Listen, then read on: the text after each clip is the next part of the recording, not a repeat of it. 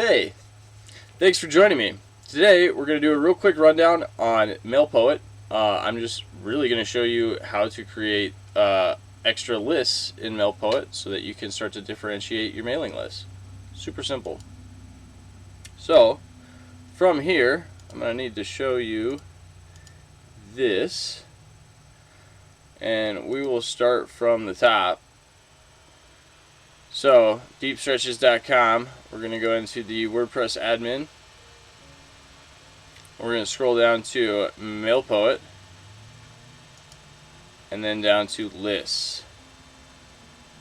When you are on this page, you are going to go to the see at the top next to list, there's going to be a button that says add new list. You're going to click on that. It's pretty self-explanatory from there. You add a name, test list for YouTube, and this list is for YouTube subscribers.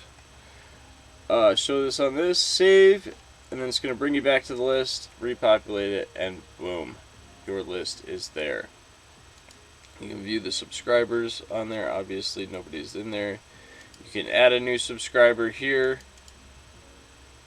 Obviously we don't need to do that, but that pretty much does it for this very quick video on how to create a new mailing list on MailPoet, the MailPoet plugin in WordPress.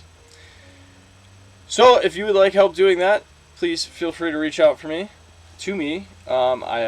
I would be more than happy to help. I don't know why there's some random triangle over here. See, I think I have to just sit closer and adjust my video settings. But anyways, thank you for joining me, and until next time, take it easy. Peace.